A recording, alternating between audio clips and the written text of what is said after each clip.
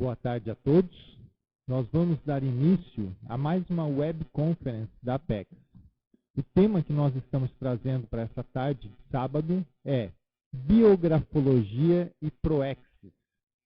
Então, nós vamos passar primeiro um pouco uma ideia geral, a relação, né? Eu tenho alguns pontos aqui que nós trouxemos para a apresentação, que a gente vai trabalhar principalmente com esse roteiro. O que é basicamente, então, que a gente vai trabalhar? Nós vamos trabalhar com programação existencial, que é a Proexis em si, questões relacionadas a exemplarismo, o tema em si de biografologia, os benefícios desse estudo de biografologia para as pessoas que têm interesse em entender melhor sobre a sua programação existencial, sobre a Proexis como um todo, algumas metodologias ou dicas que nós possamos passar a respeito de pesquisa de biografias, como fazer para otimizar as pesquisas, tirar mais proveito do estudo de biografias e também, mas numa sequência da conferência, nós vamos passar a casuística. No caso, eu vou estar relatando o meu caso, a minha relação com o estudo de biografias, alguns benefícios que eu estou vivenciando com isso e algumas características e, claro, deixar bastante aberto para debates. Com relação a essa questão de debates, então, eu já gostaria de passar um recado a todos vocês que essa web conference ela é interativa. Ou seja, quem está assistindo agora ao vivo a web conference pela internet tem a possibilidade de trocar ideias. Então a gente pede que vocês possam aí interagir a qualquer momento. Tem um espaço destinado ao chat, mais à esquerda da tela de vocês, à esquerda um pouco mais abaixo.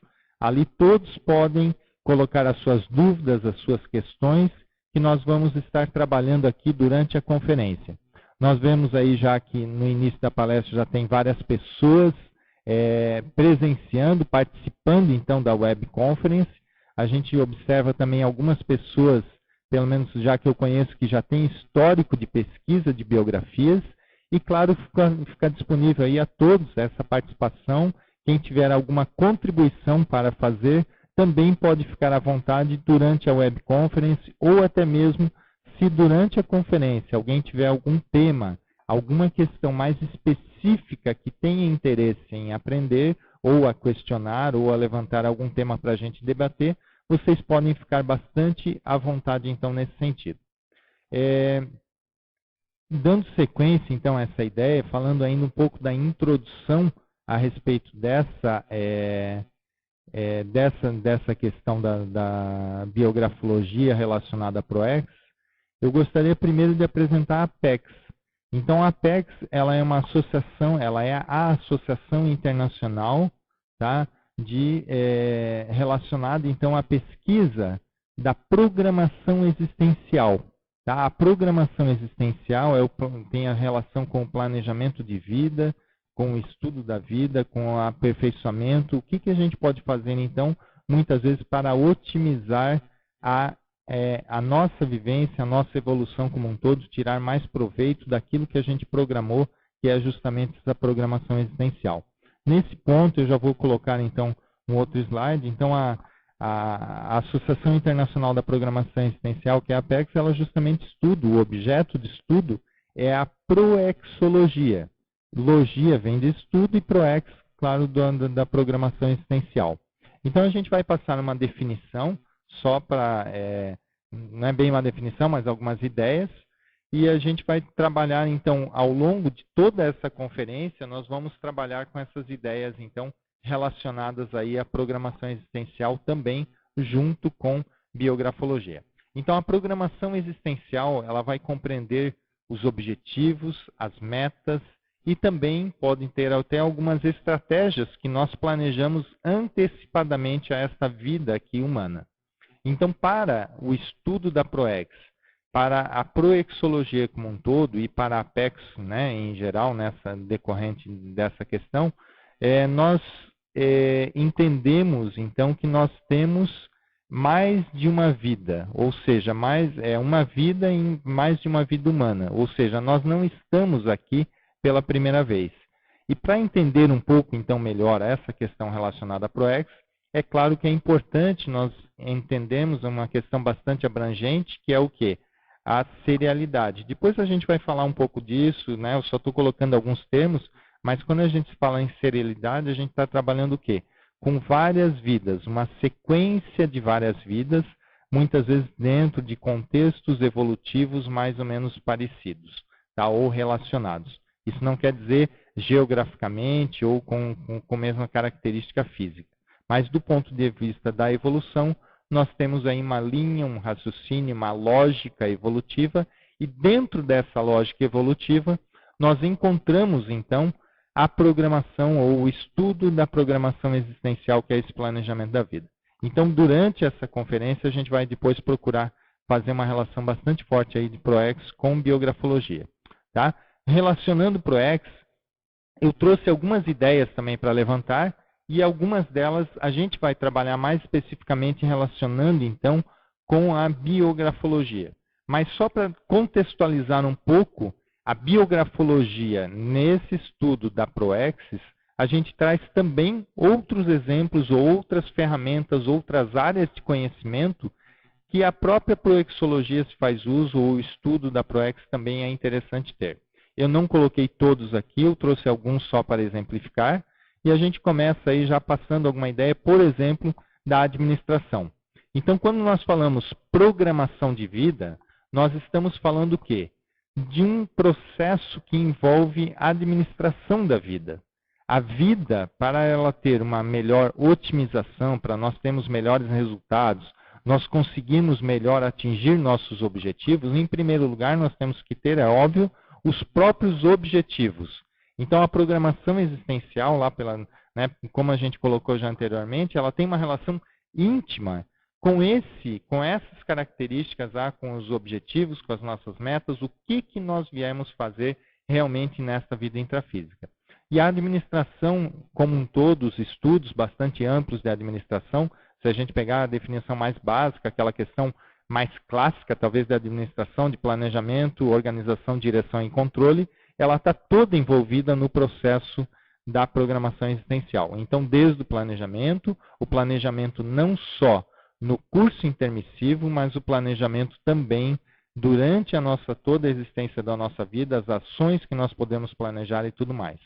A administração também envolve a ProEx com também um estudo relacionado à liderança. Ou seja, as pessoas hoje precisam, para conseguir melhores realizações, ter um nível de liderança. Nós precisamos ser líderes do nosso próprio empreendimento evolutivo, que é a programação existencial, pelo menos. Tá? Então, a programação existencial ela vai exigir, na verdade, a pessoa se envolver com diferentes atividades, diferentes situações, e a própria vida em si ela exige um nível de controle detalhado em termos de ações, de priorizações, e uma série de outros pontos aí. Então, a liderança ela é bastante relacionada a isso. Outro ponto é empreendedorismo. E aí o empreendedorismo a gente vê com uma série de iniciativas, proatividade, a energia que a pessoa coloca para fazer as coisas. Então, o empreendedorismo tem muito a ver com aquelas pessoas que têm ideia, arregaçam a manga e fazem aquela ideia acontecer. Então, está relacionado ao fazer acontecer, muitas vezes, aí, o empreendedorismo e, claro, tudo voltado para resultados. Então, aí é importante nós entendermos as questões dos resultados e, claro, quando a gente fala de ProExis ou de programação existencial, a gente vê dentro da linha de estudo, do que a gente tem estudado na conscienciologia como um todo, relacionado ao complexis, que é o completismo existencial. Isso tudo tem uma relação íntima com a ProEx. E a gente vai ver em seguida essas relações todas relacionadas também ao estudo de biografias. Tá? Então, por enquanto, ainda fazendo essa introdução, outras áreas, aí a gente podia estender uma série de outras áreas relacionadas à administração, mas entre elas também a gente pode colocar a própria gerência de projetos ou gerenciamento de projetos, porque a nossa vida, as nossas etapas de vida, elas podem ser feitas ou podem ser otimizadas através de uma gestão mais organizada. Então, dentro da PEX até existem cursos de autogestão existencial, justamente para favorecer, passar ferramentas, maneiras, metodologias de que nós tenhamos um nível maior de realização daquelas questões que nós estamos à frente. Tá? Então, aí alguns pontos só que eu fui passando, relacionados aí a ProEx, relacionando então com a administração. Tá? Mas aí a gente poderia citar inúmeros outros casos. Ainda, continuando as relações da ProEx, a gente vê também uma relação forte de ProExes com percepção multidimensional, ou pelo menos a compreensão multidimensional, relacionando então a uma série de variáveis aí. Entre essas variáveis, a gente coloca também a holossomática, ou seja, o estudo de vários corpos, de vários veículos de manifestação. Então, isso, através da conscienciologia, a gente pode perceber que nós não somos esse único corpo físico aqui. Nós temos outros veículos que envolve toda a questão das bioenergias,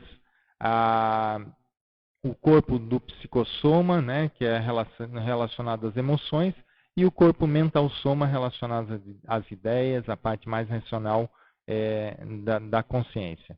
Então, essa holossomática está envolta em todo o estudo relacionado a ProExes e também ao estudo de biografias dentro da abordagem que nós estamos trazendo aqui.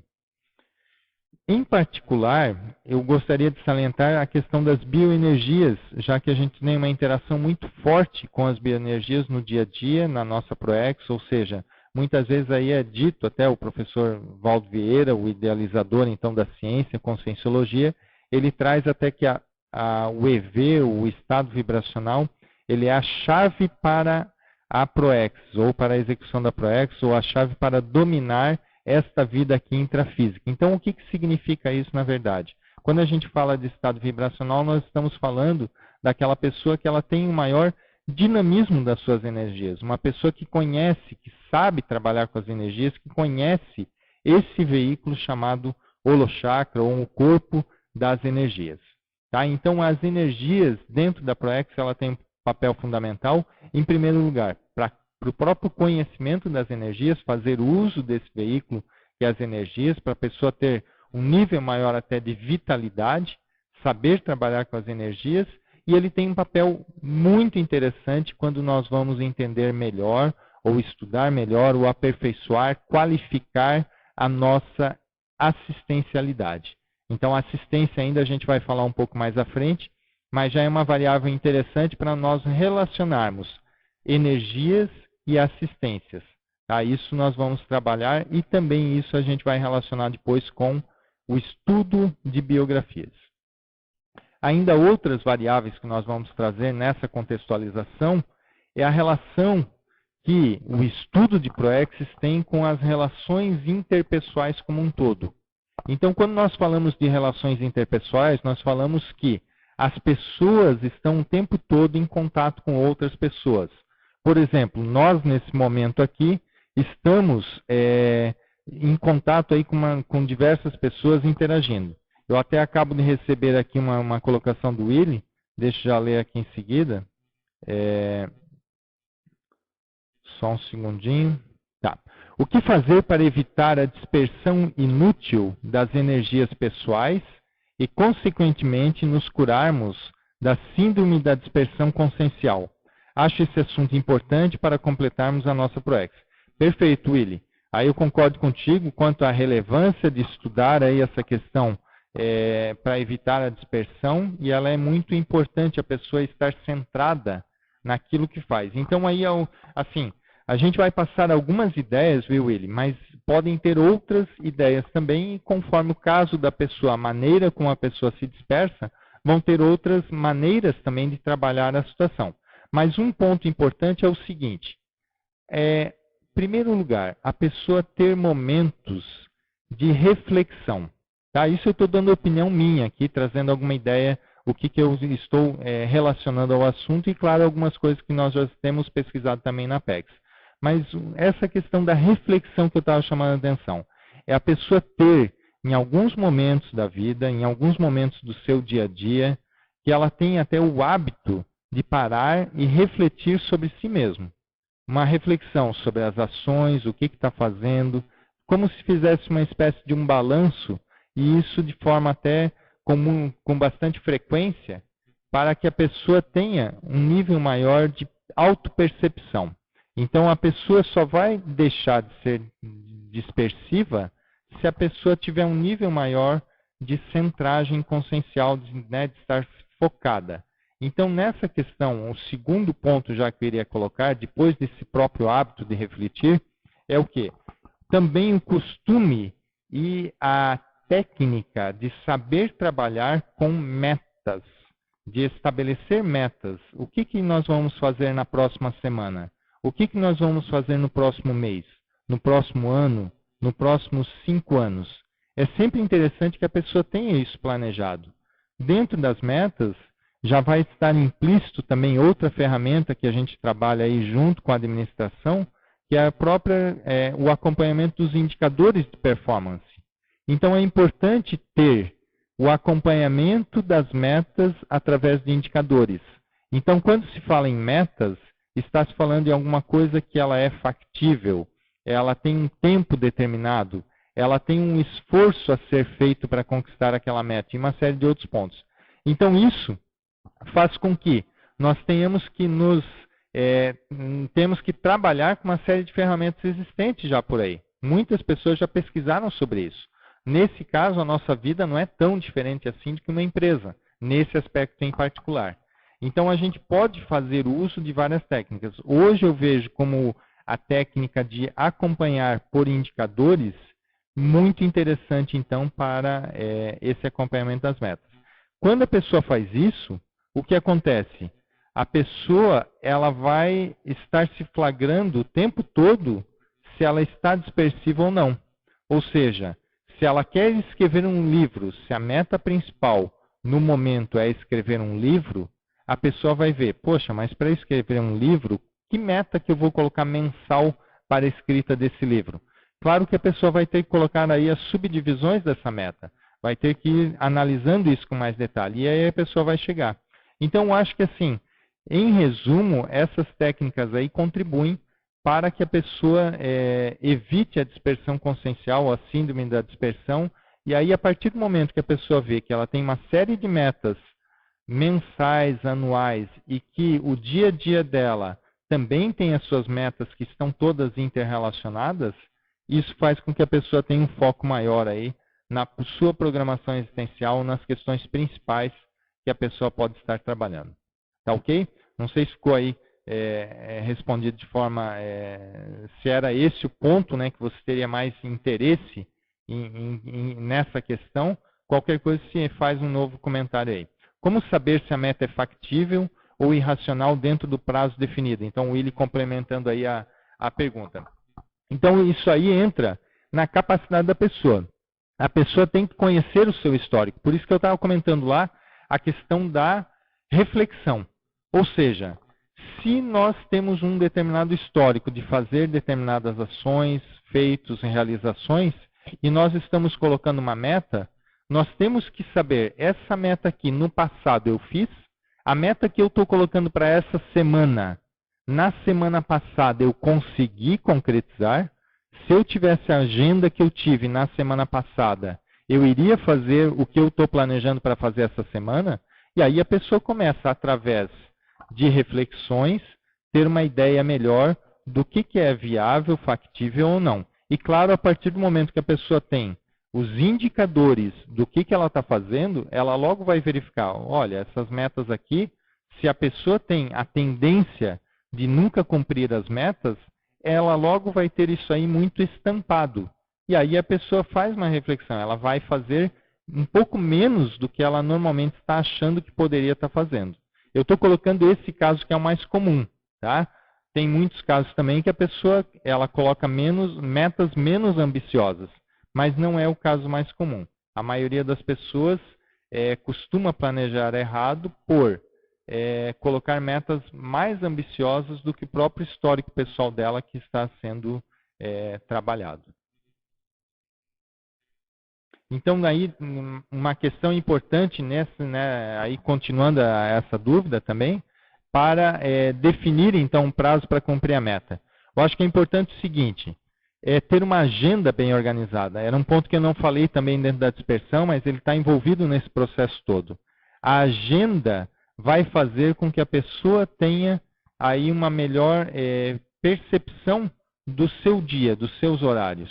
Então, numa agenda é importante colocar horários para trabalho, horários para higiene, horários para lazer, horários para atividade física, para alimentação, para descanso, para lazer, horário para relações com outras pessoas e uma série de outras características, então, que podem ser colocadas na agenda. A partir do momento que a pessoa vai colocando na agenda todos os detalhes, que ela tem uma agenda mais detalhada, aí sim a pessoa consegue ver, então, se aquilo vai ter um tempo hábil de ser feito ou não. Tá? Tem mais uma questão aqui da Ana. O que pode levar uma pessoa a ter dificuldade com metas, mesmo quando são metas simples? Ou seja, o que leva à síndrome da dispersão consciencial? Tá, ok, interessante então essa questão. Mesmo quando a pessoa então tem uma meta simples, não quer dizer que uma meta simples ela seja factível. A gente vê que tem uma série de posturas ou uma série de hábitos que nós temos que incorporar na nossa rotina diária para que a gente tenha um nível maior de produtividade. Então aí a gente pode ver o seguinte, né? Quando a gente tem aí uma tendência de colocar metas e não cumprir as metas, isso pode ser trabalhado primeiro. A pessoa, normalmente, ela está fazendo muitas atividades diversificadas. Então, um ponto importante nesse caso é eliminar algumas atividades. Se a pessoa tem a tendência a ser dispersiva, dentro daqueles processos que a gente estava colocando de reflexão, ela pode parar já no momento e ver. Se ela é dispersiva, há uma grande tendência dela ter várias coisas do que ela faz diariamente que ela pode deixar de fazer. Ou seja, não é que aquilo não antes estava sendo feito e estava sendo feito, digamos, uma coisa errada ou que não deveria ser feito. Mas até certo ponto tem relação com isso. Ela estava fazendo alguma coisa que não era prioritária. Então nós temos hoje um universo muito grande de coisas para serem feitas, de oportunidades à nossa frente. Nós temos por isso que tem que ter um planejamento mais adequado. Por isso que envolve a Proexis o planejamento não só no extrafísico, mas o planejamento aqui também. Porque as oportunidades de serviço, de atividades, de algo para ser feito aqui hoje é muito grande.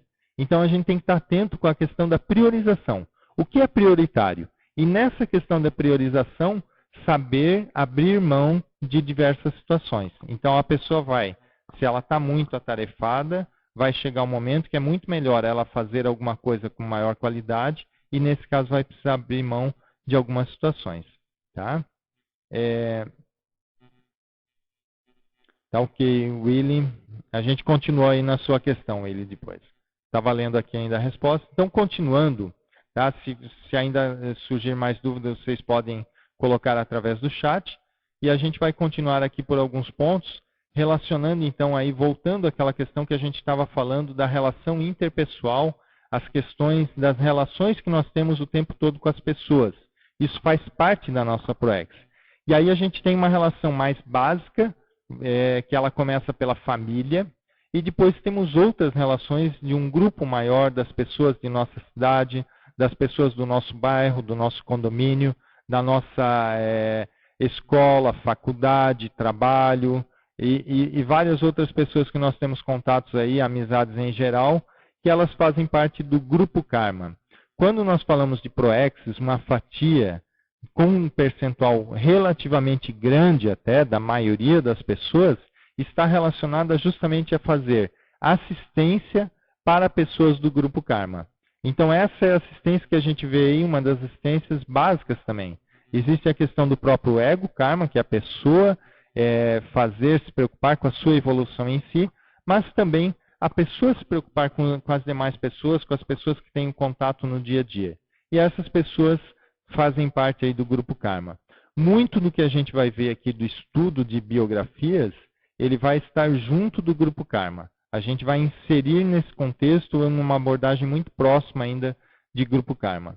Tá? Depois eu vou explicar aí talvez mais detalhes, então esse motivo e por que a gente vê aí que tem uma relação mais forte com isso. Outro grupo também interessante é o grupo evolutivo. O grupo evolutivo é justamente um conjunto de pessoas mais afinizadas com a evolução consciencial e que a pessoa tem um rapport. Tá? Ou seja, dentre as pessoas que eu tenho um rapport, que eu tenho uma ligação, que eu tenho um elo de contato maior no meu dia a dia, existe dentre essas pessoas algumas pessoas com um vínculo maior dentro dos processos evolutivos, ou seja, que estão mais preocupados ou que estão favorecendo, trazendo mais subsídios para que nós todos tenhamos condições de evoluir de forma mais otimizada e melhor.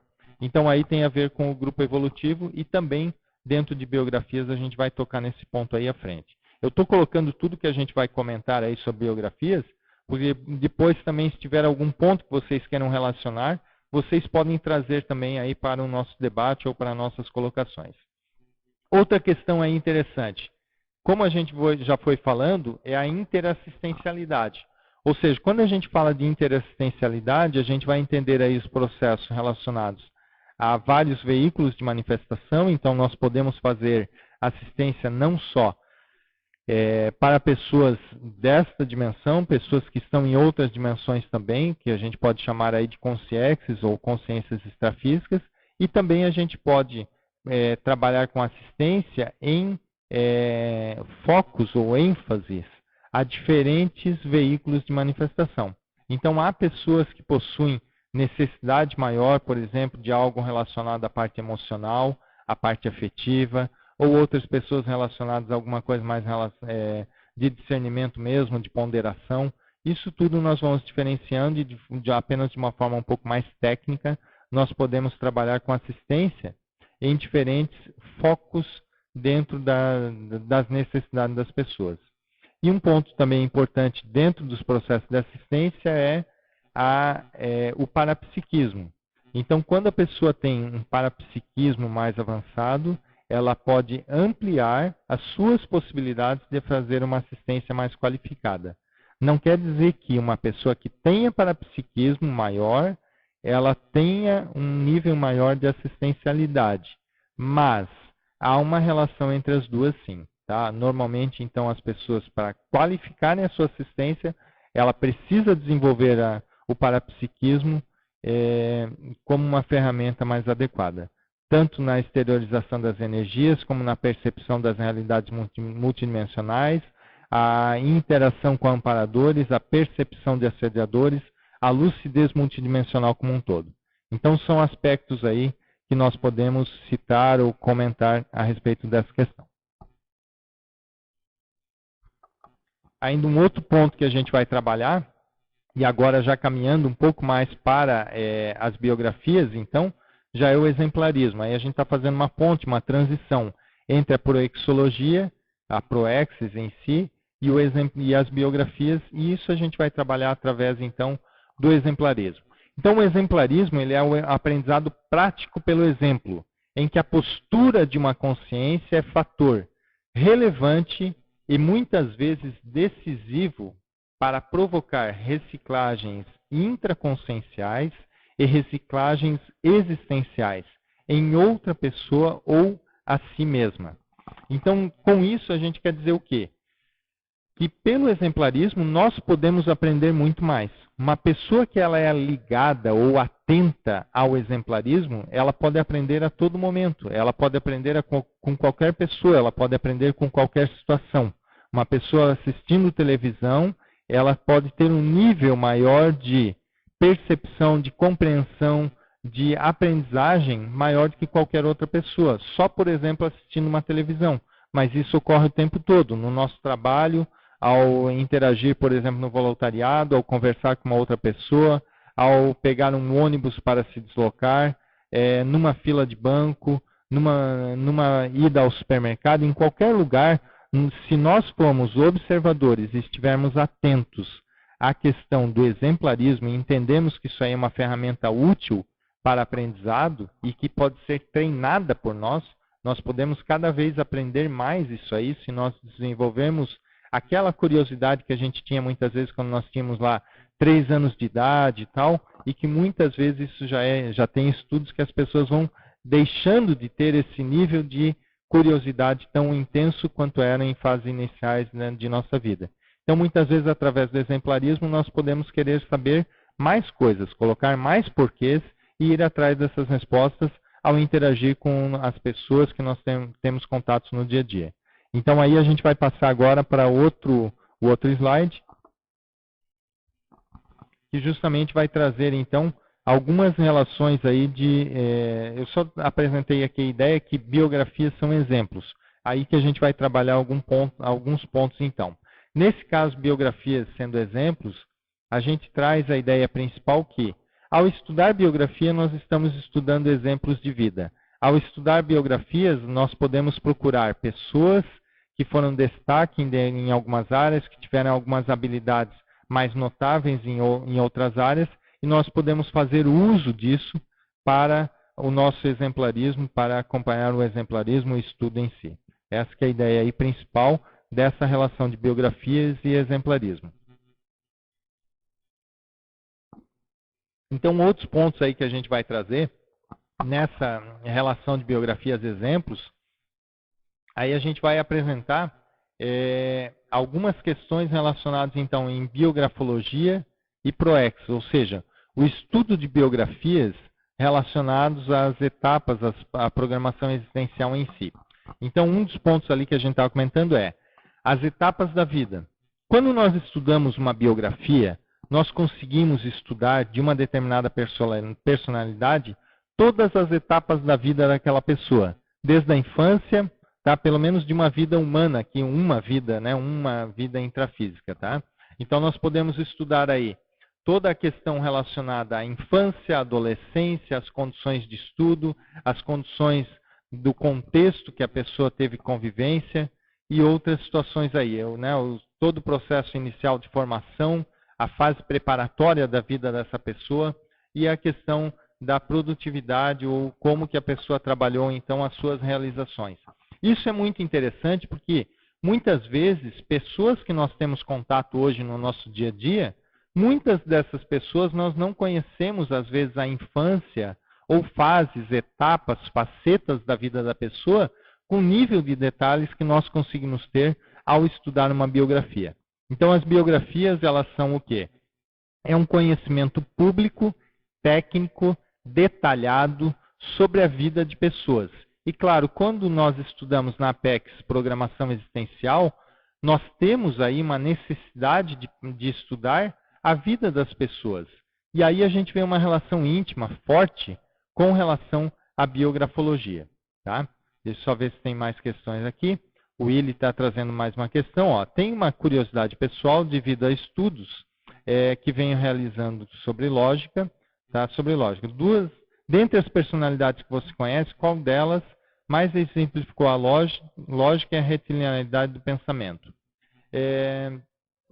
A pessoa que eu vejo aí que tinha um nível maior de lógica, não em todos os aspectos, vamos colocar só o aspecto de lógica, tá? Sem incluir aí junto o discernimento. A gente acha que o mais interessante é justamente aquelas pessoas que tenham lógica e discernimento também. Tá? Mas pegando o ponto de vista de lógica, a pessoa, dentre as que eu estudei, o Isaac Newton, ele, dentro das que eu estudei com nível maior de profundidade, tá? O Isaac Newton, ele realmente foi uma grande personalidade dentro da lógica. E o que eu destaco na forma, na lógica, na maneira de ele pensar na sequência lógica?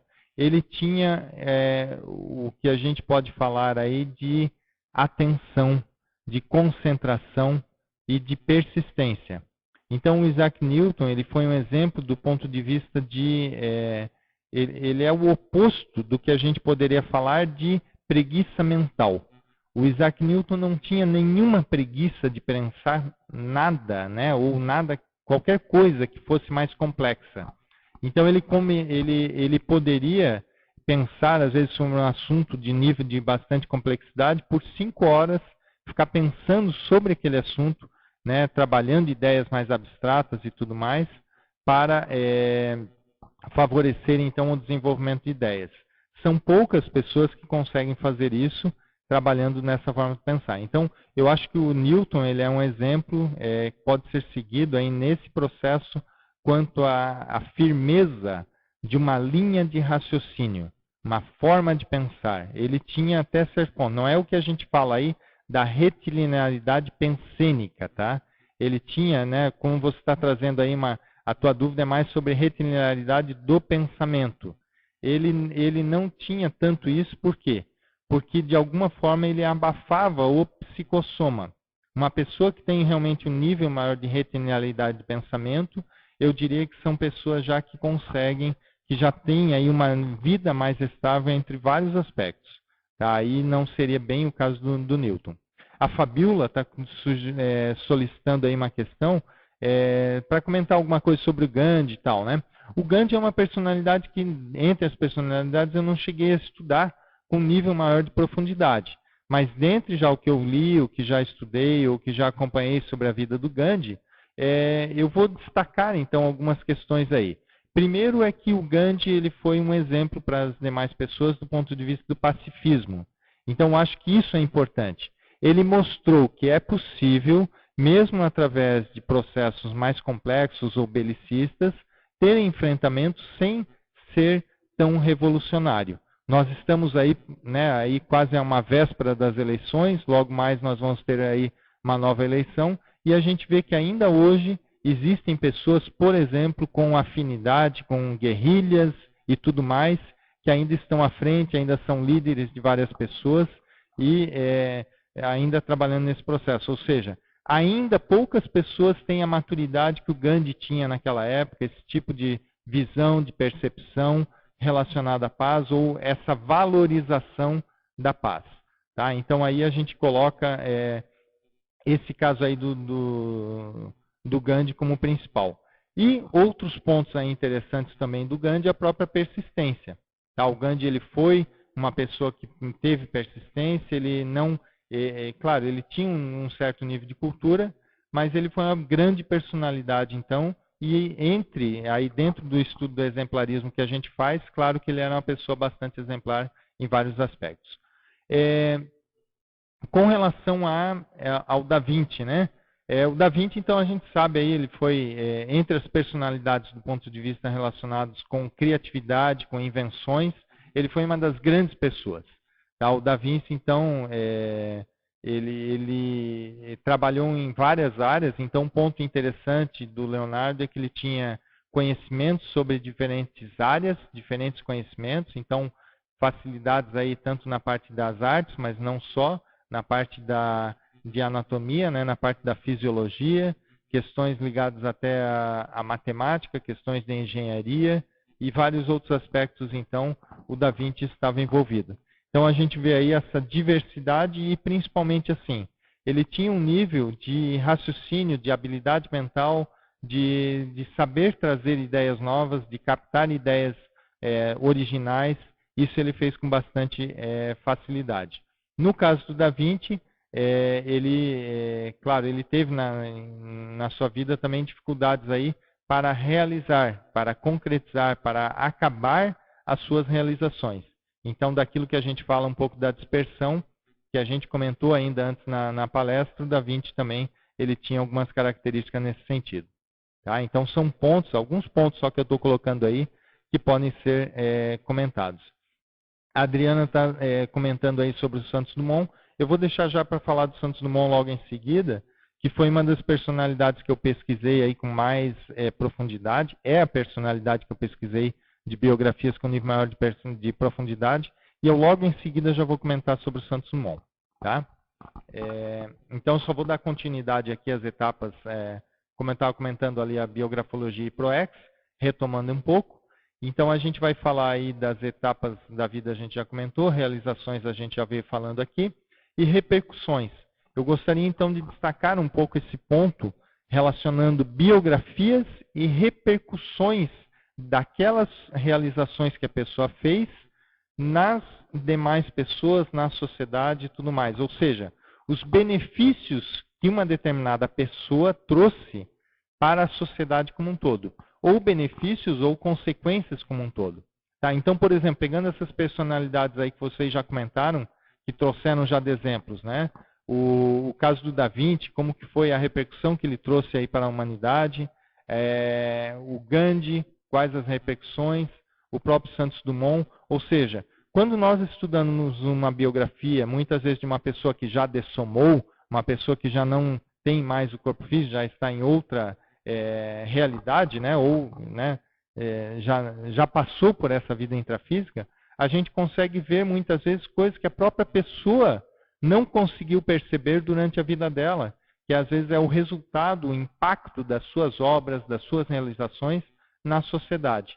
Então, ao estudar biografia, por exemplo, se a gente vai estudar hoje a vida do Gandhi, a gente consegue, nesse caso, saber aí tudo que aconteceu após a sua dessoma e a representatividade que a vida dele trouxe aí para isso aí. Tá? Isso, a Adriana comentou ali das coincidências de Santos Dumont e Da Vinci. A gente vê realmente que tem várias questões aí relevantes. Então, eu já vou fazer esse apontamento e depois a gente troca mais ideias também aí sobre Santos Dumont. Aproveitando então a deixa, os dois trabalharam também com projetos relacionados ao voo e tudo mais. Né? O projeto de helicóptero, até o Da Vinci já havia trazido, alguns outros projetos de avião em formato de asa delta, também Da Vinci já tinha projetos dessa natureza.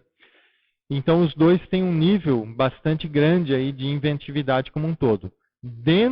Entre as personalidades, a gente coloca aí, o Da Vinci foi superior nesse aspecto, tá? A gente precisa destacar isso aí. O Da Vinci, em termos de, considerando a época que ele viveu, os recursos que ele teve, ele conseguiu ter um nível maior de, digamos assim, de variedade, de possibilidades, de extrapolações para a época com as suas ideias. Mas o Santos Dumont, claro, dentro do universo que ele se aplicou, ele foi bastante inovador, inventivo, então ele teve aí o seu resultado bastante interessante.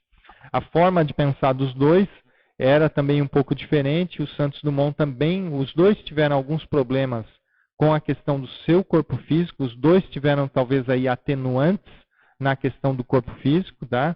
O do Da Vinci eu não conheço com tanto detalhe, mas pegando ideias de autores, de autores que estudaram com nível maior de profundidade a sua vida, a gente vê que no caso do Da Vinci ele teve atenuante para ter as suas dispersões aí conscienciais ou não conseguir acabar as suas realizações. Parece que havia até um processo físico do corpo dele que complicava isso aí. No caso do Santos Dumont também ele teve uma doença, então aí os dois de alguma forma tiveram algum caso aí de situações relacionadas. Aí traz também, a gente vai amarrando as pontas, isso que é interessante, biografias, que a gente vai vendo uma biografia e vai lembrando de outras, vai lembrando de situações. E aqui eu já quero amarrar um ponto, antes de responder então a nova questão da Ana sobre o Júlio Verne, eu gostaria de colocar a importância que a gente vê de biografias com assistência. Então deixa eu só colocar essa ideia e aí a gente já retoma essas questões aí. Quando a gente fala de biografias e assistência, a gente tem que entender justamente o que está acontecendo agora na conferência. As pessoas lembram de uma personalidade, isso tem relação com invenção, tem relação com voar. Então aí a gente começou a conectar algumas pessoas. Isso, ao momento que a gente está estudando uma biografia, a gente entra no holopensene. O que é esse holopensene? A gente entra no universo das ideias que aquela pessoa esteve em contato, no universo dos pensamentos, dos sentimentos que aquela pessoa teve contato e no universo das energias. Então, quando nós estudamos uma biografia, por exemplo, de uma personalidade que viveu na Europa, viveu na Itália, nós estamos fazendo um rapport, estamos fazendo um contato maior, por exemplo, com esse país. E aí podemos também fazer um rapport, um vínculo maior com ideias relacionadas àquelas ideias que a pessoa trabalhou na sua vida.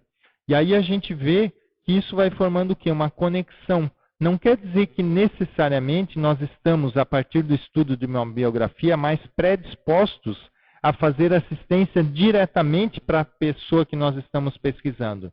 Mas nós vamos ter sim, e aí sem dúvida, um nível maior de capacidade para fazer assistência a pessoas que tenham relações com aquele holopensene, ou com aquele conjunto de ideias, pensamentos e sentimentos. Então aí a gente vai vendo, ó, essas conexões elas acontecem não só em relação a personalidades famosas, mas também a admiradores e pessoas que tiveram contato. Mas já aproveitando, já as próprias personalidades históricas famosas, a gente vai vendo que elas têm vínculos grandes. Por exemplo, Júlio Verne. Ele realmente tinha uma visão futurista, né, como é colocado pela Ana, inclusive, mas trabalhou isso de forma abstrata, através da literatura. Eu acho que ele teve uma grande validade. Por exemplo, não sei até se você sabe, Ana, mas o Santos Dumont, os primeiros livros que ele realmente leu, releu e leu várias vezes aí os livros, foram os livros do Júlio Verne. Então, o Júlio Verne, eu poderia dizer que ele foi um dos grandes inspiradores do Santos Dumont. Tá? Isso aí realmente a gente vê em todas as biografias do Santos Dumont, é relatado justamente essa questão aí. Tá? Então, aí tinha o Robur, o Conquistador, um dos nomes do livro de Júlio Verne, né? Tinha lá 7 Semanas num Balão. Eu não sei agora bem os nomes aí de todos os livros, mas eram vários livros do Júlio Verne que tinham uma relação com o voo, tá? E com técnicas de voar e tudo mais. Então, o Júlio Verne, ele teve a sua grandeza a partir do momento que ele traz para a literatura, ele traz para a massa, para as diversas pessoas, um conhecimento de uma visão diferente do mundo. Então, ele ajuda, muitas vezes precisa dessas pessoas para ajudar no processo de quebrar paradigmas. Quando nós falamos aí de quebra de paradigmas, eu poderia citar então o Júlio Verne justamente como uma pessoa chave nesse processo, aí um exemplo também grande dentro dessa situação. No caso de Da Vinci, né, mais uma dúvida aí, no caso de Da Vinci atenuante, Willy, eu realmente não fiz assim a pesquisa com tanto detalhe, não fui eu que cheguei nessa conclusão, mas a gente traz a ideia de outros pesquisadores, nesse caso até mesmo o professor Valdo chegou a comentar essa questão, tem registro em tertúlias, depois a gente pode até verificar aí qual é a tertúlia que ele comentou mais a respeito dessa questão, mas no caso do Da Vinci, ele tinha um nível grande de dispersão. E, ao que tudo indica, então ele tinha alguma questão somática que fazia com que ele fosse uma pessoa mais dispersiva. Ou seja, o Leonardo da Vinci, ele mesmo com todas as realizações, com a fama que ele teve, a impressão, então, a partir dessa ideia aí que a gente está trazendo, é que ele tinha um potencial ainda maior. Ou seja, ele, enquanto consciência, enquanto maturidade consciencial, enquanto nível evolutivo, ele já naquela época, ele poderia, caso tivesse outras condições somáticas, ter um nível de realização a nível consciencial, evolutivo ainda maior. Tá? Não estou dizendo que ele não fez a sua realização, não fez o que tinha que ser feito, não. Talvez naquelas condições era o que podia ser feito, era aquele soma mesmo para ele ter e tudo mais. Tá? Mas ele, enquanto consciência no extrafísico, já naquela época, a tendência é que ele teria um nível maior aí de desempenho, tá? Um nível de maturidade maior. É uma pergunta, uma colocação do Joaquim. Pode explicar melhor essa relação do estudo de uma biografia holopensene e assistencialidade? Legal, Joaquim. Então, a relação da biografologia, deixa eu só ver se cheguei a colocar um slide aqui à frente, e aí a gente já vai entrar nesse ponto. Então, vou colocando aqui já a relação da biografologia e o paradigma consciencial. E aí, através dessa explicação aqui, eu vou entrar em mais detalhes aí da sua questão, tá, Joaquim? Com relação a paradigma consciencial, a biografia tem uma relação muito íntima. Então, quando nós estudamos biografias, é importante que nós estejamos atentos à multidimensionalidade. Então, a partir do momento que a gente vai lendo uma biografia, iniciando os estudos de uma biografia, nós vamos fazendo uma imersão na multidimensionalidade também, caso nós tenhamos essa predisposição ou essa intenção, uma vontade maior aí de ajudar ou de trabalhar nesse processo. Então, a intenção de quem vai pesquisar uma biografia, ela é um ponto-chave decisivo para aumentar, então, a relação na interassistência. Depois eu vou passar os outros pontos e a gente vai amarrando as pontas aí. Tá? Outra questão, então. Deixa eu só explicar melhor. Por que, então, a multidimensionalidade? Porque quando a gente está lendo, a gente não está lendo só alguma coisa ali física. Nós estamos interagindo com as nossas energias. Tá? Nós estamos aí colocando energia na leitura, nós estamos formando um campo de pesquisa. Então, ao longo de toda uma pesquisa de biografias, e eu digo aí que essa pesquisa ela não acaba, depois que a gente começa a estudar uma biografia, ela continua, nós continuamos essa relação dessa pesquisa, mesmo que por uns tempos a gente não esteja lendo diretamente livros e tal, mas a gente sempre fica antenado com aquela personalidade. Tá?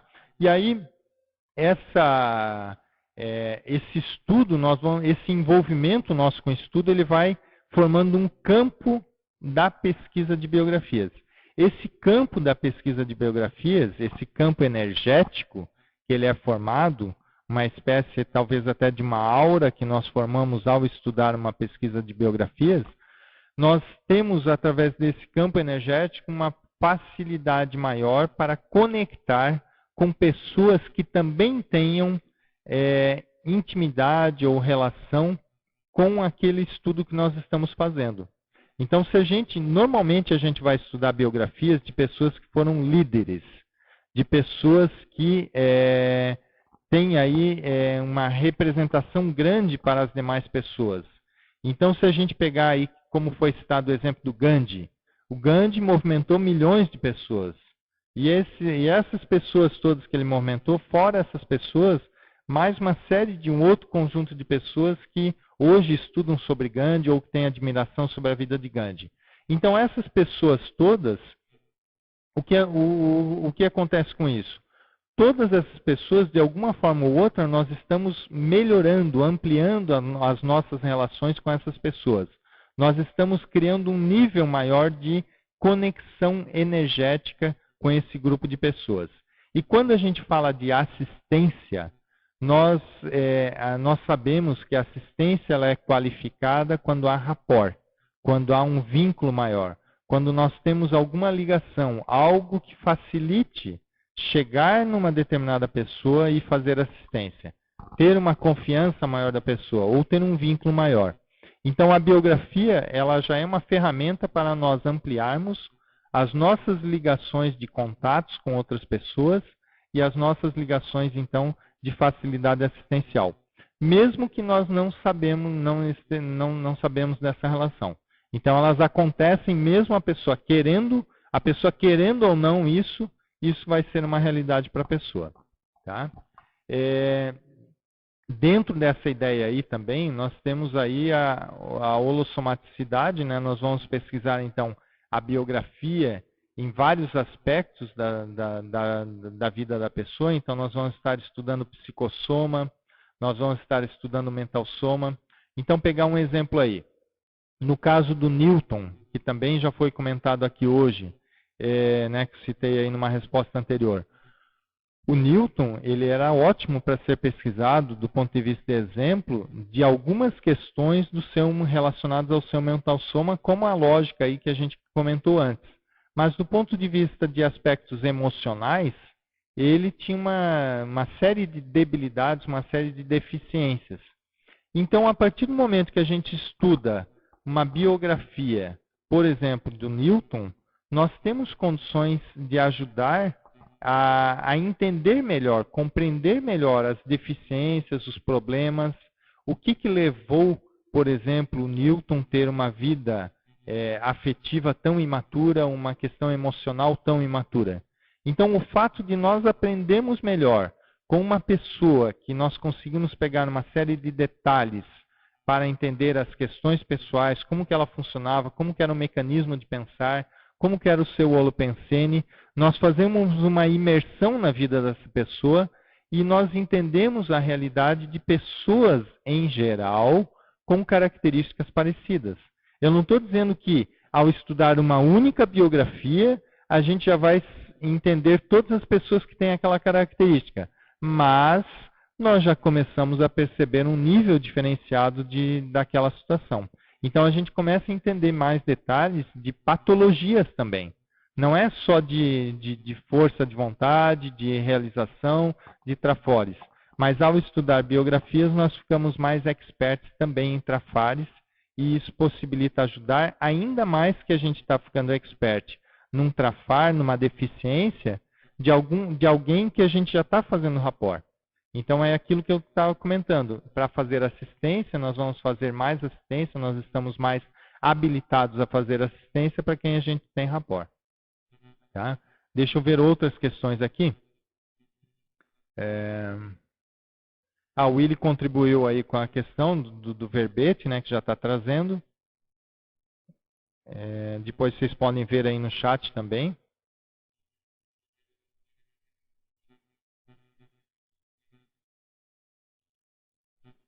E aí ele transcreve também, né, fez a transcrição aí do problema neurológico, tá? Então aí complementando então as ideias, ainda lá sobre a questão, a relação de biografias e assistência, a gente vê, claro, também um processo interessante do próprio estudo da bioenergética, a atuação das bioenergias, né? Enquanto a gente está estudando biografias, enquanto a gente apresenta uma biografia, a gente também vê que forma um campo na apresentação dessa biografia. Tá? Então é muito interessante, entre aí percepções que eu tive já em cursos, em eventos, entre os mais relevantes que eu já tive, foi durante aí apresentações de biografias. Tá? Eu diria aí, claro, tem vários outros cursos que eu já participei de campo, tudo de formação de campo, que daí eles têm um nível de intensidade maior, mas em eventos assim de aulas expositivas ou dessa natureza, a gente vê que costumam formar aí campos bastante intensos, bastante relevantes. Tá? É uma questão da Ana. Você pode explicar um pouco melhor a multisserialidade? Claro, legal. A multisserialidade, então, está relacionada a um conjunto de vidas que nós temos. Então, pela multisserialidade, nós não temos apenas essa única vida aqui intrafísica. Nós temos aí várias vidas, nós já tivemos várias vidas e nós ainda vamos ter várias vidas. E uma seriexis, ela é um conjunto de vidas que nós temos mais próximas, né, ou que tem uma relação que a gente pode classificar com alguma característica evolutiva mais próxima. Então, por exemplo, às vezes uma seriexis vai envolver aí várias dezenas de vidas intrafísicas, pode fazer parte aí de uma determinada seriexis. E nós temos aí o conjunto de várias seriexis, várias dessas vidas. Agora, como que a gente relaciona isso, então, com as duas variáveis que a gente trouxe hoje aqui para a conferência, que é a proexis e a biografologia? Em primeiro lugar, em relação à proexis, com a multidimensionalidade, com a multisserialidade, nós conseguimos entender mais claramente por que umas pessoas têm habilidades diferentes das outras. Por que umas pessoas têm proexis diferentes das outras. Porque cada pessoa tem a sua proexis personalíssima. Então fica muito mais claro. Por exemplo, a partir do momento que a gente entende bem os conceitos de proexis, de programação existencial, e entende as ideias de que nós já tivemos, né, que a pessoa compreende isso, que ela já teve várias vidas, que ela vai ter ainda várias vidas, fica muito claro a compreensão de que por que a nossa proexis é só nós mesmos que podemos estar realizando. Que não tem outras pessoas que vão realizar a proexis pela gente, ou seja, ela é única. As relações que nós tivemos ao longo das vidas com outras pessoas, os contatos que nós tivemos com ideias, com conhecimentos passados, aquilo que nós tivemos mais facilidades para fazer no passado, ou que nós tivemos mais dificuldades, tudo isso aí vai estar presente, então, na nossa holobiografia, que é um conjunto aí mais amplo dentro do ponto de vista do agrupamento das várias seriexis em termos de experiências pessoais.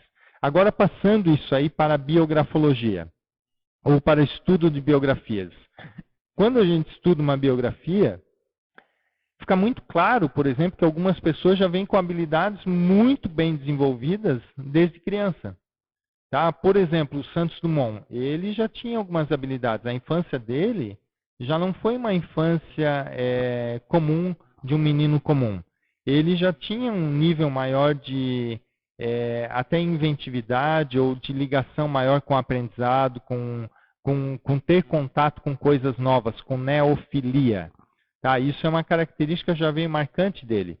Certamente ele já trabalhou com isso também em outras vidas. Tá? Outras pessoas aí que a gente pode trabalhar, ou trazer de ideia, né? A Cristina da Suécia, por exemplo. A Cristina da Suécia, eu já estou adiantando algumas pessoas aí que a gente vai comentar daqui a pouco. Tá? A Cristina da Suécia também, ela, enquanto criança, ela já era conhecida até como aquela criança prodígio, né? Ou ela tinha um nível de erudição muito grande já desde criança. Isso a gente vê assim, ela já traz essa bagagem de outras vidas, ela já tem esse aprendizado. E para estudar biografias, é legal a gente conhecer isso aí, conhecer esse processo. Poxa, então que tipo de vida, que tipo de contato, em que contexto, em que país ela deve ter morado, com que tipo de culturas a pessoa teve contato, que tipo de profissões será que a pessoa já exerceu para chegar nesse ponto. Então eu coloco isso não como respostas fechadas, mas sim como hipóteses de pesquisa no momento de pesquisar biografias. Então aí a pesquisa de biografias com essas variáveis ela vai ficando muito rica. A gente tem aí condições de extrapolar muitas vezes os livros de biografia que nós estamos lendo. Tá? Então, através de pesquisas de biografia pelo paradigma consciencial, eu diria até, se a gente só colocar essa variável de paradigma consciencial ao pesquisar uma biografia, com características aí de bioenergias, características de várias vidas, de vários corpos, vários veículos de manifestação, a gente consegue aí, com até certa facilidade, extrapolar os conhecimentos dos próprios livros que nós estamos lendo sobre as biografias que estamos pesquisando. Tá? Não sei se era mais ou menos aí as ideias ou as questões que a gente estava trabalhando. Por favor, se alguma das ideias que vocês já apresentaram ainda não tenha ficado tão clara, eu peço aí para refazer aí a questão, tá? E logo em seguida a gente vai ver aí também, eu vou deixar um espaço mais aberto para falar sobre casuística, a minha casuística no processo de pesquisa de biografias, tá ok?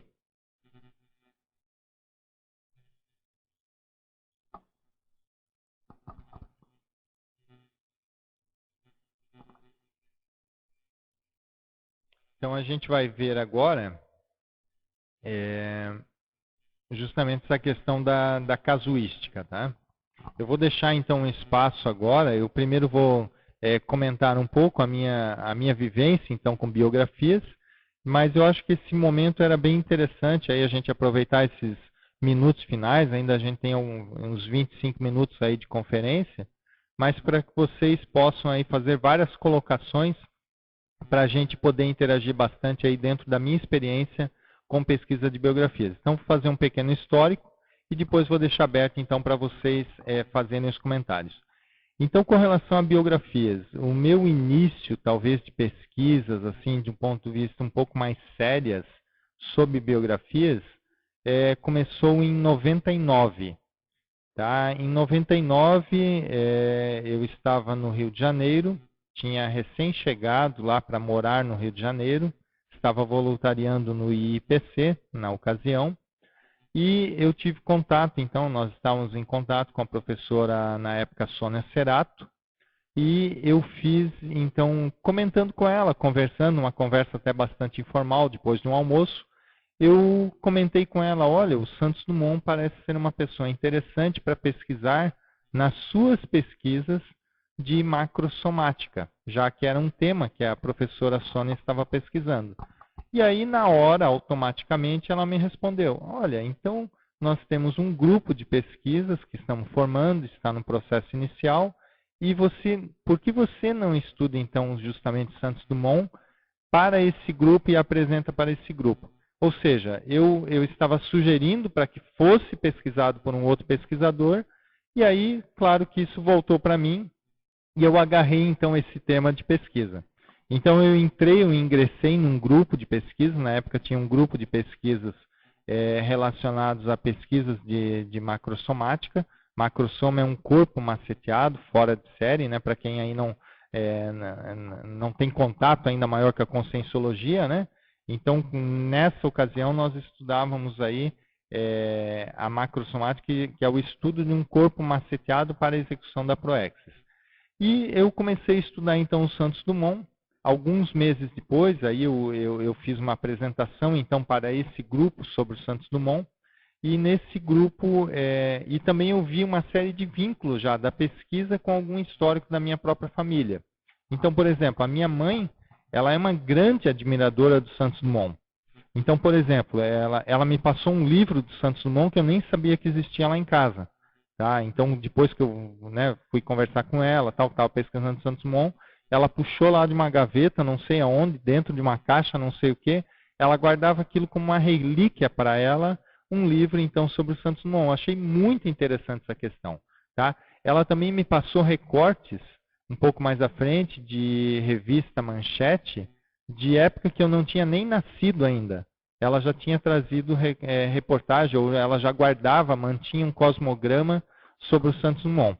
Então, eu já achei bem interessante aí esse processo de pesquisa, não só a pesquisa da ideia em si, da personalidade, mas todos os vínculos que a gente vai trabalhando.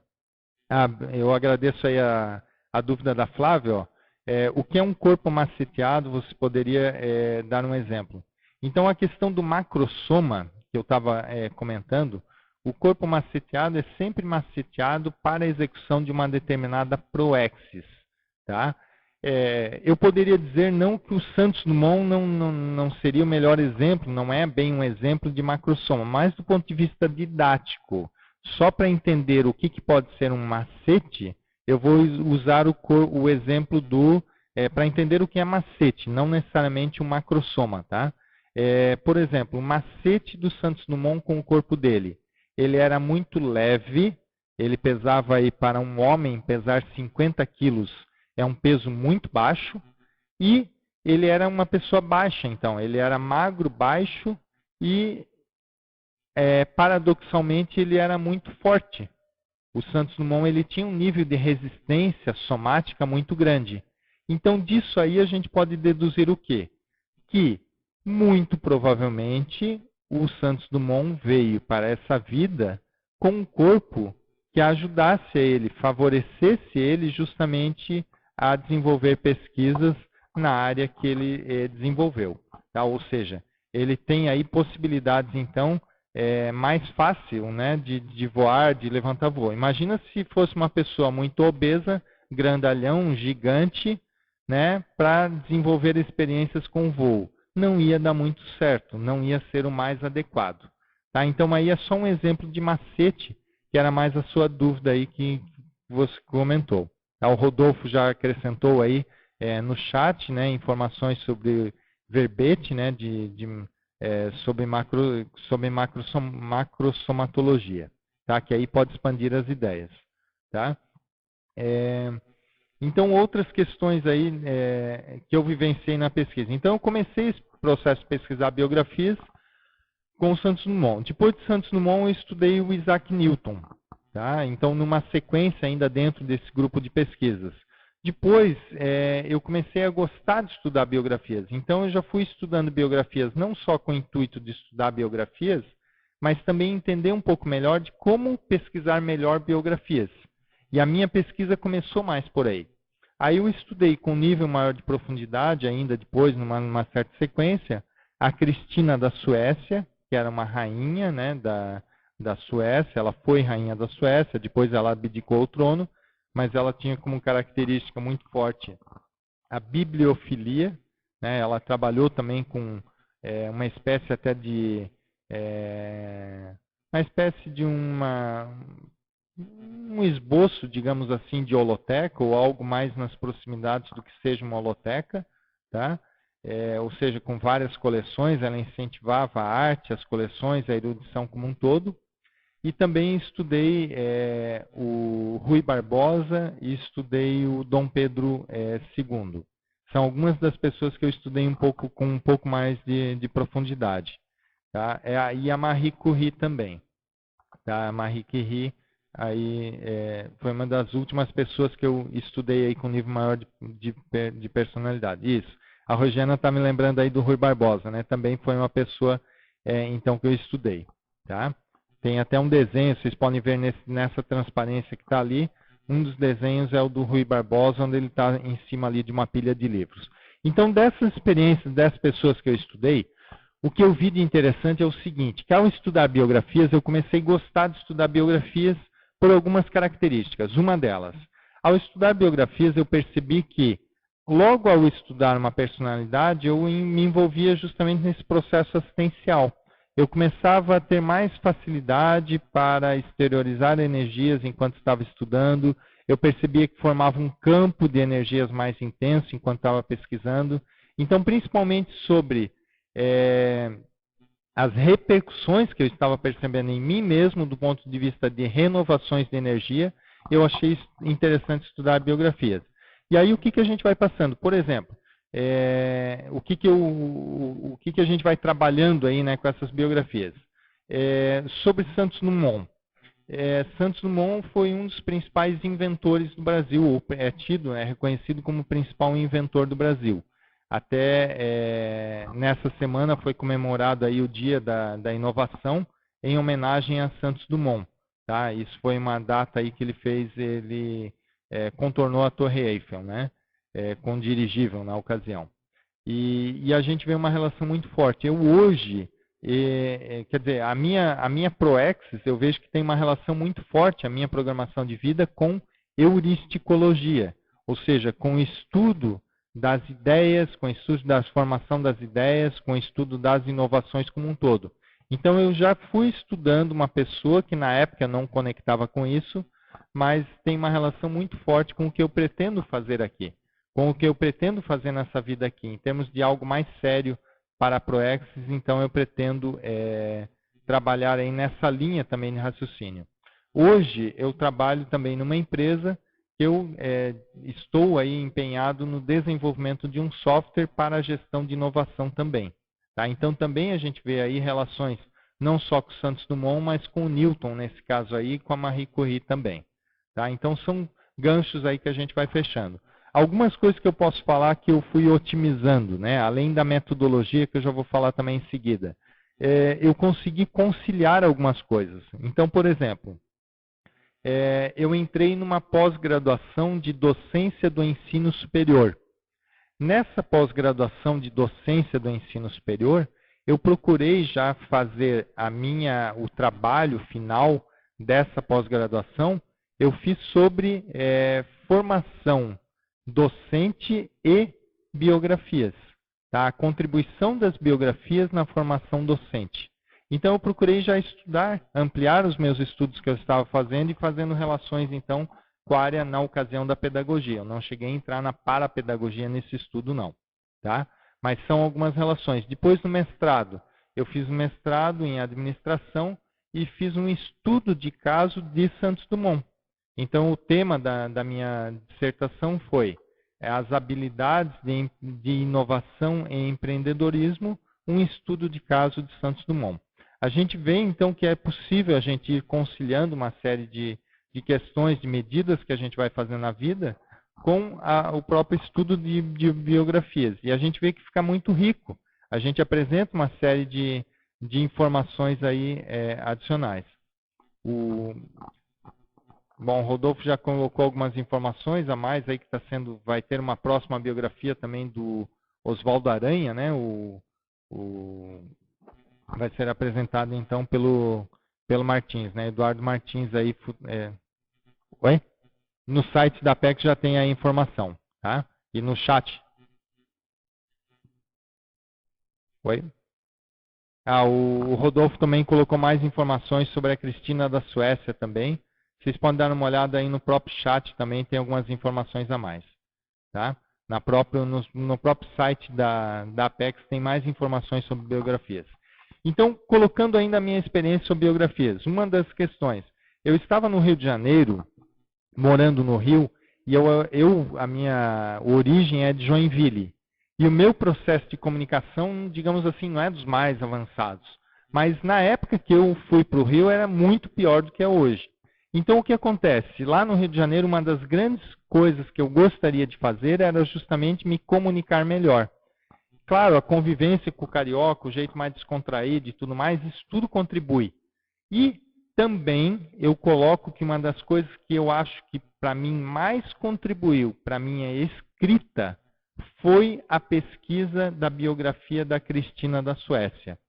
Por algum motivo, que eu ainda não sei todos os detalhes, ela tem alguma característica na pensenidade dela, que ao estudar a biografia, ao fazer uma imersão, eu consegui perceber algumas coisas que, para mim, a minha forma de escrita se desenvolveu usando algumas das características que ela utilizava. Então, eu comecei a perceber algumas coisas que ela fazia de comunicação que para mim me ajudou muito. Esse, talvez, assim, para mim foi o exemplo mais marcante que eu vi de biografias aí, né, nessa questão. Ou seja, alguma questão que para mim já seria mais ou menos fácil fazer, não tão difícil escrever. Eu não sou assim um cara que escreve com tanta facilidade assim, mas hoje eu não coloco nenhuma dificuldade para escrever. Não é um trafar a escrita. E isso para mim veio através da pesquisa da biografia. Para mim foi marcante assim o processo. Enquanto eu estava estudando a biografia da Cristina da Suécia, o tanto que eu melhorei naquele período da minha escrita. Tá? Deixou de ser algo difícil para mim para ser algo natural. Então é alguma característica aí que a gente coloca. No caso do Newton, eu fiz uma série de reflexões sobre questões relacionadas aí a processos emocionais como um todo. Fraquezas emocionais, muitas coisas que o Newton tinha, eu acho que para mim acrescentou muita coisa aí, o estudo, a análise, a compreensão, a percepção então do estudo da biografia do Newton. O caso do Rui Barbosa, ele é um grande exemplo para mim no caso de argumentação. Então, o Rui Barbosa ele é uma personalidade que tem um nível de argumentação muito alto, muito elevado. Claro, ele juntava bastante a erudição com a argumentação. Apesar de que ele tinha o que a gente chama hoje da verborragia, né? Ele falava muito, falava em excesso, escrevia, os discursos deles eram longos, né? Tem vários discursos dele que se tornou o livro, né? O mais famoso deles é a oração aos moços, né? Ao moços. Agora eu me confundi aqui. Tá? Mas foi um livro, então, foi um discurso dele de formatura, então, que ele fez e se tornou depois um livro. Deixa eu só complementar aqui. No caso da pesquisa acessar o holopensene pesquisado, significa que o holopensene se mantém como um tipo de matéria em algum lugar no espaço? Isso, bem interessante a tua questão, Ana. Tá? E aí a Rosiana comentou a questão, então, de que a energia. Tá? Então, quando a gente fala aí de assinatura energética, o que é uma assinatura energética? São os rastros que a gente vai deixando. Enquanto a gente vai passando em todos os lugares que a gente vai deixando as nossas energias. Nós vamos interagindo com as energias. E essas energias, elas ficam impregnadas nos ambientes, elas fazem parte da história e da realidade daquele ambiente. Então, por exemplo, hoje, eu estou aqui no CAEC, hoje, numa das salas do CAEC, fazendo essa apresentação. Nesse ambiente aqui, vai ficar esse conjunto de energias que nós estamos falando aqui hoje. Claro, se essa energia ela for repetida e for colocada num padrão de energia e intensificando isso, a gente vai impregnando, vai formando uma forma holopensênica. O que é uma forma holopensênica? É algo que vai ficar mais intenso. É como se realmente se encaixasse. É algo que, por exemplo, se eu voltar depois de um tempo aqui, meio que naturalmente aquilo encaixa dentro dos meus processos aí cognitivos e tal. E isso pode ser feito mesmo depois em outra vida. Tá? Então é muito comum, às vezes, se alguém aqui do Brasil vai visitar a Europa, em determinado país, em determinada cidade, a pessoa tem até uma maneira de pensar, uma forma de pensar diferente. Às vezes isso pode ser influência da sua forma holopensênica já naquele mesmo local. Tá? Deixa eu ver se era só bem essa questão aí, se a gente trabalhou as ideias. Como tipo da matéria? Então é bem isso mesmo, tá, Ana? É mais ou menos a sua pergunta, eu diria que ela está bem colocada dentro da resposta aí que sim, né? Então o holopensene, claro, ele não é bem um tipo de matéria, mas poderia ser algo equivalente do ponto de vista da realidade multidimensional, de uma outra dimensão, que é a dimensão das energias.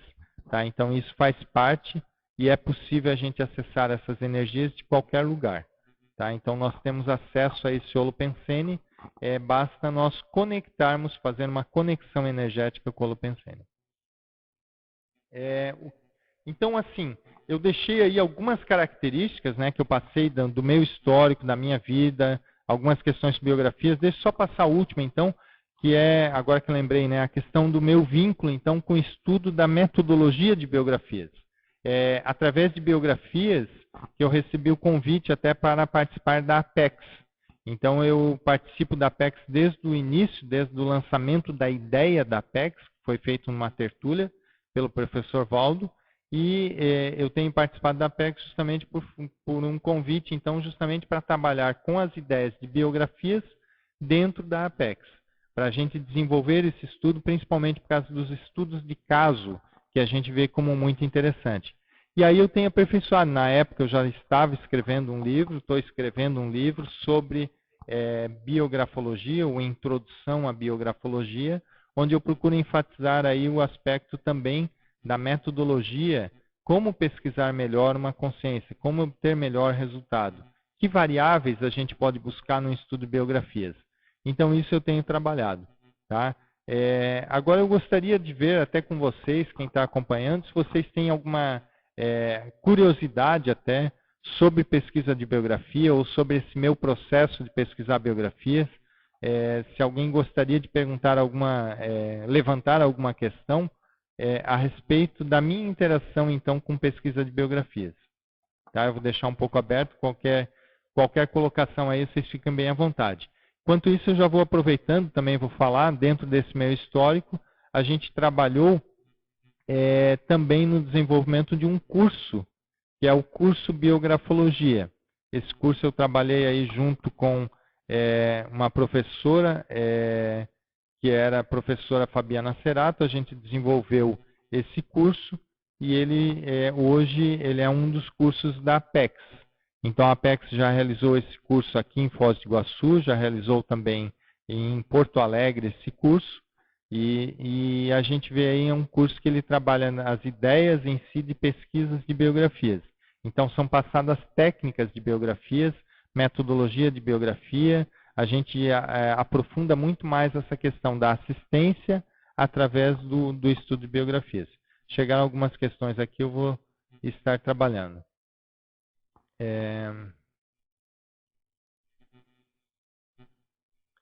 Tem uma pergunta aqui, né? Onde achar dados de personalidade antiga como a Polontiana, né? Então, realmente trabalhar com personalidades mais antigas é sempre bastante difícil e muito mais complicado do ponto de vista da criticidade, da atenção que a pessoa tem que ter no momento de pesquisar biografias. Então, ao estudar uma biografia, nós sempre precisamos estar atento. Qual é a fonte? Qual é a origem, então, do livro que nós estamos estudando? Eu vejo assim, de maneira geral, para achar dados sobre uma determinada pessoa, o lugar que eu vejo mais prático realmente, num primeiro momento, é a internet. Então, a busca hoje que eu faço de informações, a primeira busca, a primeira varredura, é sempre pela internet. E aí a dica fica o quê? De determinados sites, tentar ver se tem livro mesmo, ou outras pesquisas. Então, eu costumo pesquisar não só livros, biografias sobre a pessoa, tentar ver o máximo que tem de livros sobre a pessoa, e também verificar sites, alguns estudos, ou alguma faculdade, universidade que já fez estudos sobre aquela personalidade. Claro que tem que descartar muita coisa, não é para confiar em tudo que tem na internet em termos de material, mas pelo menos para achar as fontes, eu diria assim, eu acho mais fácil realmente aí pela internet. Alguns sites que eu costumo trabalhar bastante junto com biografias, quer dizer, o site que eu mais uso, então, é justamente o ABBooks, ABEBooks, tudo junto, .com, tá? www.abebooks.com. Eu vou pedir até para o Rodolfo digitar aí no site, no chat, para quem tiver aí a dica, para quem se interessar pela dica, tá? Que é o www.abebooks.com, tá? Então, nesse site, ele é um site de livros usados, ele é um site dos Estados Unidos, mas a gente acha aí muitos livros com muita facilidade e o processo de compra eu acho relativamente fácil. Isso, tá? O site, então, está digitado já aí para vocês. Outro site também que eu acho bastante interessante é o Estante Virtual, www.estantevirtual.com.br. Tá? Esse site também aí ficaria como dica. Tá? Deixa eu só voltar aqui algumas questões que foram feitas antes.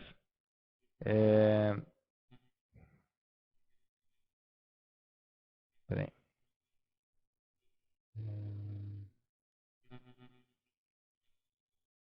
Eu me perdi só um pouco na sequência aqui. Depois eu vejo se eu pulei algumas perguntas aqui, tá? Tem uma pergunta aqui do Antônio, ó.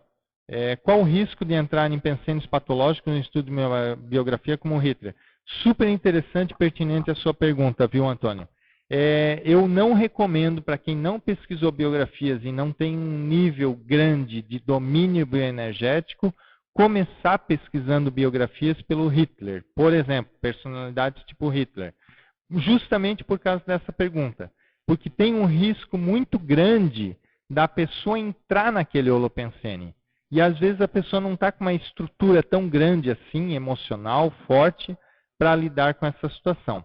Então, para estudar pessoas mais belicistas ou muito patológicas, serial killers e outras pessoas assim, eu acho muito mais interessante, muito mais lógico a pessoa começar estudando outras personalidades e a partir do momento que você vai estudando outras personalidades, você vai conseguindo já entender qual é o momento exato que tem que mergulhar mais no holopensene da pessoa, fazendo um rapport maior com as ideias, e qual o momento que tem que sair, ou seja, qual o momento que tem que fazer uma mobilização das energias, que tem que fazer um encapsulamento para não se envolver tanto com aquela ideia que está sendo estudada.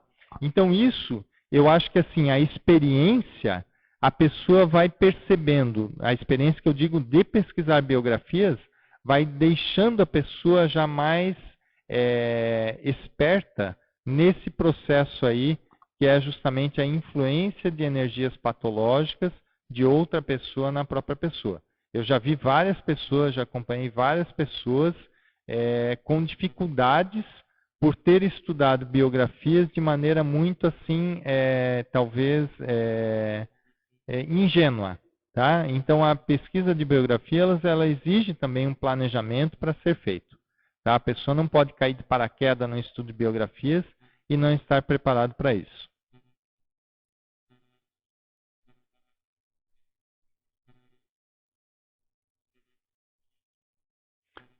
Tem uma pergunta da comunicabilidade informal. Eu diria que a comunicabilidade informal não foi tanto pelo estudo de biografias, não. Tá? Eu não diria que pelo estudo de biografias eu melhorei a comunicabilidade informal.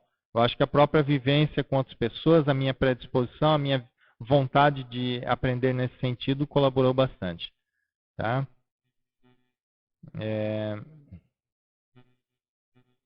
Do Marcelo Rouanet.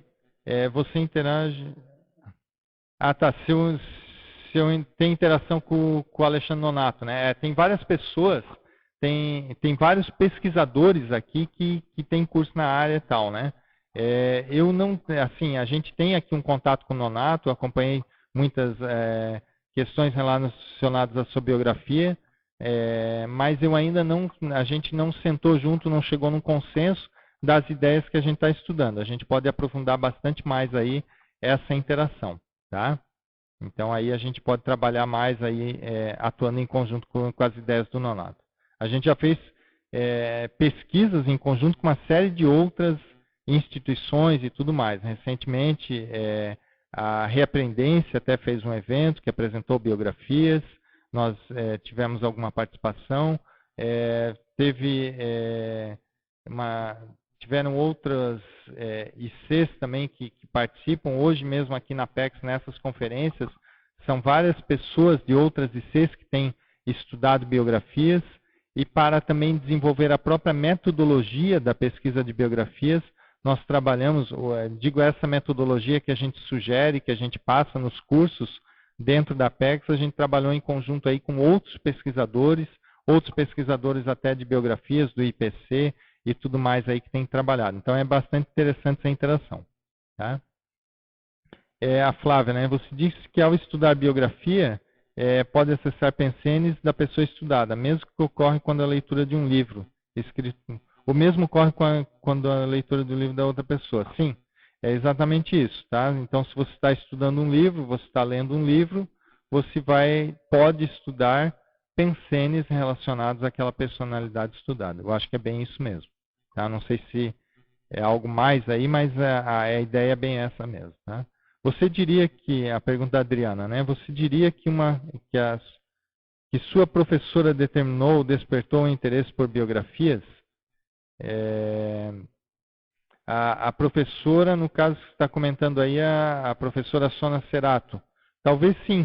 Tá? Nesse caso, a professora Sona Cerato, que depois a gente passou a estudar junto, né? Eu participei de um grupo de estudos que ela coordenava.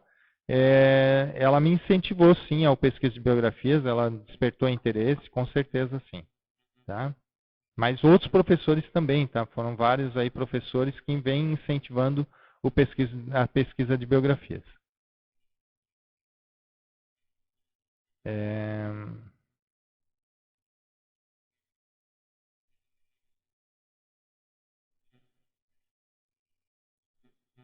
Oi? Só um segundinho.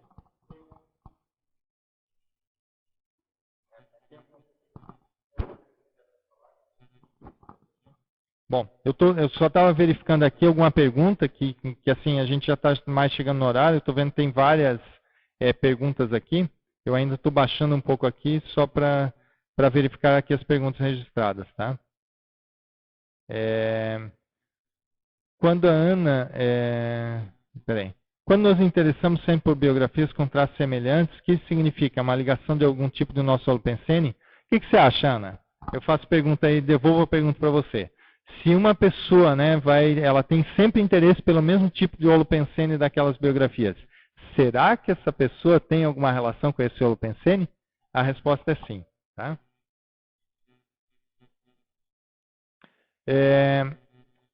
O livro de uma personalidade católica, correu a tela, católica, o qual identifiquei muito.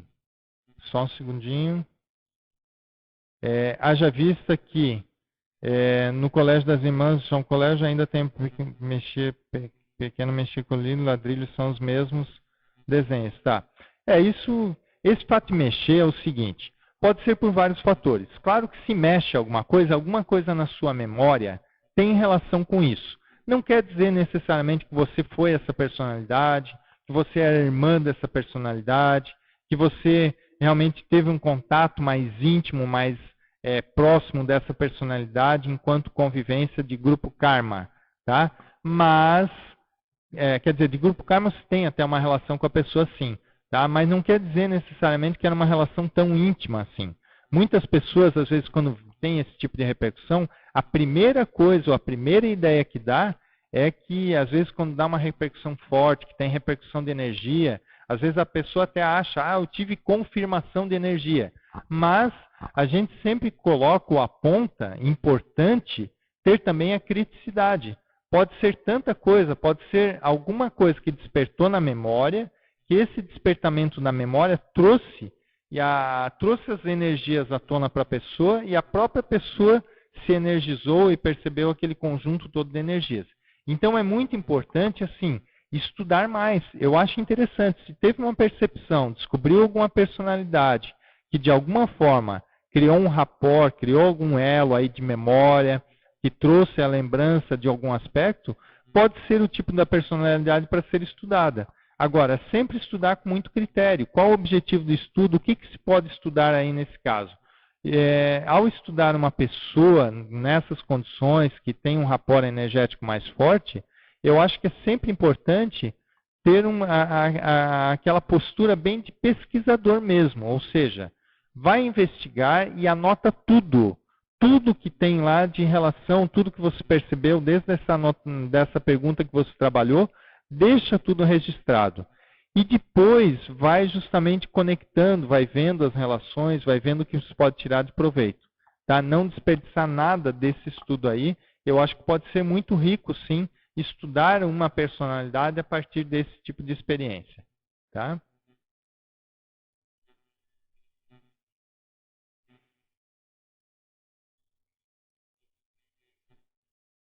A herança genética, né, de biografólogo, né?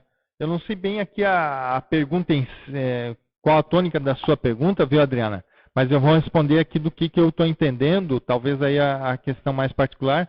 Se for outro ponto, você me avisa, tá?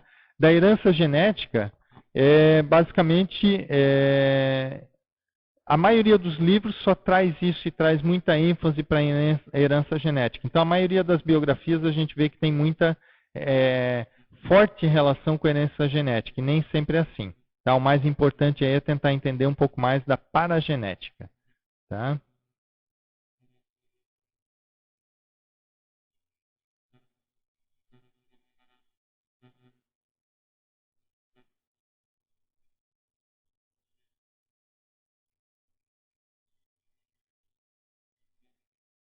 Ali o que me diz seria pesquisar uma outra biografia da mesma. Deixa eu ver só se era.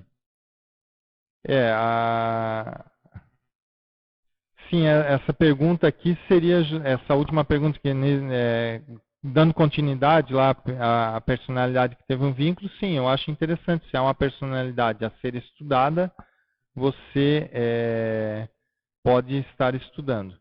Tá? Então, pode procurar material sobre essa pessoa que você viu que teve um rapport mais forte, mais intenso, e estudar. Quanto à herança genética, ali eu acho que é justamente essa questão que foi comentado ali, se eu já sequenciei a minha mãe, no caso aí eu já sequenciei de alguma forma, assim, dentro das minhas possibilidades até hoje, eu já fiz um estudo da genética dos meus pais, tanto da minha mãe quanto do meu pai. Tá? Mas não é necessariamente a genética relacionada ao Santos Dumont, como eu tinha colocado. Não, por outros aspectos aí, principalmente ver as questões relacionadas à saúde. No meu caso em particular, eu descobri que eu tenho um vínculo maior de genética, de herança genética do meu pai, do que da minha mãe. Então, eu estudo com muito mais detalhe todas as questões físicas do meu pai, qualquer repercussão, qualquer necessidade biológica que o corpo dele hoje está solicitando, eu fico muito atento, porque muito provavelmente eu vou ter algumas dessas tendências. Então aí é claro que os pais também fazem parte das nossas biografias, grandes biografias para serem pesquisadas também aí. Bom, chegamos no nosso horário. Eu agradeço bastante a participação de vocês, a interação durante toda aí essa conferência e desejo um ótimo final de semana a todos. E a Apex está sempre aí aberta todos os sábados para novas web conferences. Tá? Então, sempre sábados, todo sábado, às 15h30 tem web conference. Um grande abraço a todos. Valeu.